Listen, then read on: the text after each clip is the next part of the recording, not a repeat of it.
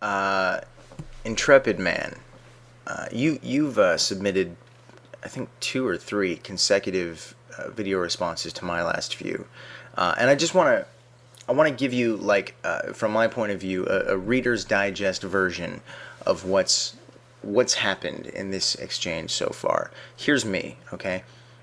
Do you maintain that God has done everything in His power to prevent us from getting ourselves sent to hell? Here's you. Yes, God has done everything, but He won't do anything that would compromise our free will. Here's me. Well, God hasn't done X, Y, and Z, and they don't compromise free will. Here's you.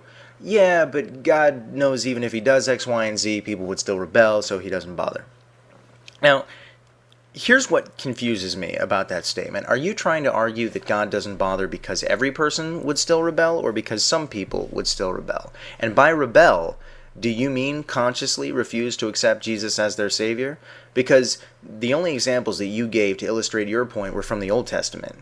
And in that context, rebel simply meant disobeying God. But this is a different context. Christians disobey God all the time. That's not the issue. They just accept God's forgiveness for that disobedience. And that's what we're talking about here. I mean, I hope not, but are you actually trying to argue that if every single person who currently happens not to be Christian suddenly found out that they were wrong, each and every one of them would proactively deny Jesus as their Savior anyway and knowingly choose to spend eternity in a lake of fire?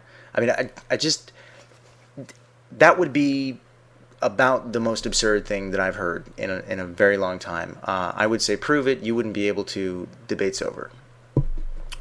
Instead, what I hope you're arguing, which is, in my opinion, only slightly less absurd, is that if God made these key facts known to every single person, there would still be some who would choose to rebel, and it is for that reason that God simply won't bother. Which, begs the question, why on earth not? Let me try to illustrate my point if I can. Let's imagine the first story of a children's orphanage catches on fire. Okay, now the children are upstairs, they're sleeping soundly in their beds, and they're not trying to escape because they haven't yet realized that their lives are in danger. Now let's say you're a fireman, and you pull up to this orphanage in your big red truck, and you honk the horn, and you got the sirens going to make sure that all the children wake up, and once they do and realize what's happening, they run to the windows with their arms stretched out, screaming, "Save me, save me!" But there's this one little kid who screams, "Don't come near me, mister, I don't like firemen!"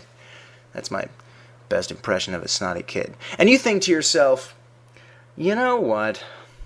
Why am I wasting my time? I mean, I drove all the way down here, I honked my horn, I turned on the siren, I made it perfectly clear to them that they were in danger of burning alive, and still, one of those little bastards doesn't want to be saved. Ugh, totally not worth it. I'm going home. You think you'd, receive the key to the city after that, Intrepid Man? Here's my point. There are good, ethical, loving people in the world that have no problem with God. No desire to rebel, no need to piss off an almighty father figure. They just don't know that the claims of your particular religion are actually true. And I would be a good example of this. And what you seem to be arguing is that God refuses to provide those people with the knowledge necessary to save themselves, all because there are other people in the world which might rebel anyway? Are you kidding? You don't find a problem with that? I mean, I'm going to close with this. At one point in your video, you used an analogy, which I found ironic. And I found it ironic because it supports my point far better than it supports yours. Here's what you said. You said, it would make no difference if I offered you $100 for your brand new BMW or $110. The $10 doesn't make a difference. You're not going to sell me the car either way. You're right.